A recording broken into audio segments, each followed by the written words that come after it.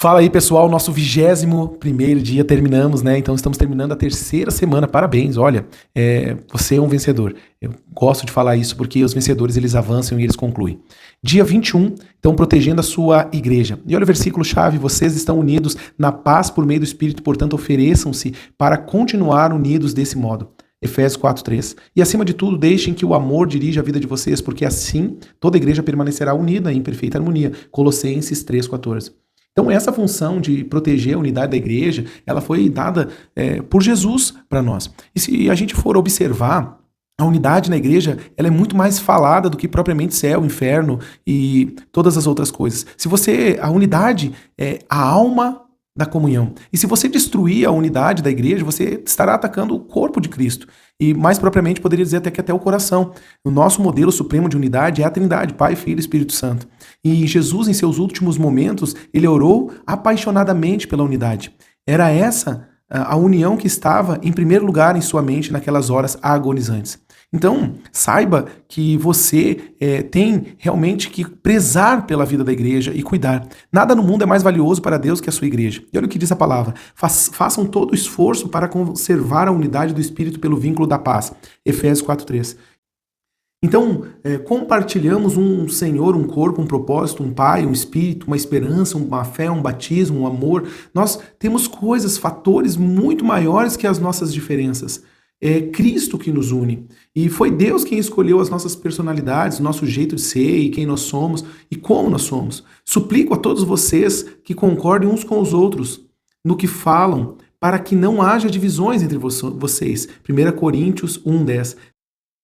Seja realista em suas expectativas. É muito fácil ficar desanimado pela distinção entre as pessoas e viver fora da realidade da igreja. Então, ansiar pelo ideal enquanto critica o real é imaturidade isso. Conformar-se com o real sem lutar para que você venha conquistar aquilo que você sonha, isso é até displicência, complacência. A maturidade está em conviver entre a expectativa e a realidade. Então sejam pacientes uns com os outros, fazendo concessões às faltas uns dos outros por causa do amor que há em vocês. Sabe que divorciar-se da igreja é um sinal de decepção e imaturidade. As pessoas têm uma expectativa que a igreja ela vai ser perfeita. Vou dizer uma coisa para você. Se você for para uma igreja perfeita, ela se tornará imperfeita. Porque nós não somos perfeitos. Então não espere um príncipe encantado num cavalo branco, porque essas coisas elas são de Hollywood. A igreja, na realidade, ela tem imperfeições. Olha o que diz um alemão martirizado pelos nazistas. Escreveu que a desilusão com a igreja local é algo bom, porque destrói as nossas falsas expectativas de perfeição. Então, ele disse assim: aquele que ama seu sonho de uma comunidade, mais que a comunidade cristã em si, torna um destruidor desta. Uau! Forte essa frase dele. Toda igreja deveria afixar uma placa, proibida a entrada de pessoas perfeitas. Isso aí ele diz também. Este é um lugar somente para pessoas que são pecadores. Prefira incentivar a criticar. É sempre mais fácil ficar do lado e atirar pedras. Que direito você tem de criticar o servo de alguém? Somente Deus pode decidir se ele está fazendo o que é certo ou errado. Romanos 14:4. E sempre que nós julgamos os irmãos, nós perdemos comunhão com Deus, expomos o nosso orgulho e insegurança e nos predispomos a sermos julgados por Deus e prejudicamos a comunhão da igreja. Acontece essas 4 coisas. Na Bíblia, Satanás é chamado de acusador dos nossos irmãos. Apocalipse 12:10. Culpar, criticar membros da família de Deus é trabalhar para o diabo. Ou é o trabalho do diabo. Ou você trabalha para ele fazendo, ou ele faz isso criticando. Recuse-se a dar ouvidos a fofocas. Então, a fofoca ela só tem uma transmissão porque tem alguém que escuta. Se não tiver alguém que escute, ela não será fofoca. Então, saia de perto. Ouvir uma fofoca é como receptar a mercadoria roubada. Te faz igualmente culpado. Uma fogueira se apaga quando acaba a lenha.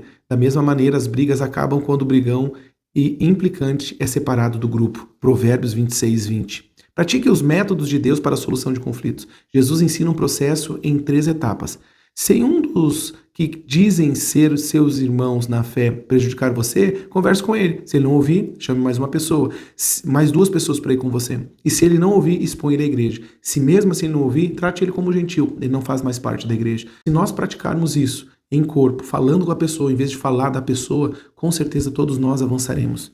Apoie o seu pastor e os outros líderes. Nenhum líder ele é perfeito, mas você tem que saber que Deus capacita o seu pastor para falar as palavras certas para você. Honre os líderes que trabalham arduamente por você. Tenha toda consideração e amor por eles. Tessalonicenses 5, 12 e 13. Deus abençoa a igreja que permanece unida. Cada membro assina um pacto que inclui uma promessa de proteger a unidade. A igreja jamais sofreu conflitos capazes de dividi-la. Nós, a igreja que nós vivemos, nós temos um pacto entre as células de honestidade, assim como foi falado há uns dias atrás, sinceridade, transparência, lealdade, de avisar o irmão, né? São pactos de se preocupar com a pessoa realmente. Então, o tema de hoje diz que eu tenho a responsabilidade de proteger a unidade da minha igreja. Concentremos-nos nas coisas que contribuem para a harmonia e no crescimento da nossa comunhão conjunta. Romanos 14, 19. E a pergunta para meditar é: o que estou fazendo pessoalmente para proteger a unidade da minha família eclesiástica nesse exato momento? Bom, que o Senhor venha abrir os nossos olhos, nos dá o discernimento para que a gente venha zelar pelo corpo, pela responsabilidade do corpo de Cristo. Abençoe o seu dia, a sua vida, e declaro que nesse dia o Senhor ele vai trazer luz e revelação sobre você. Um abraço, Deus abençoe.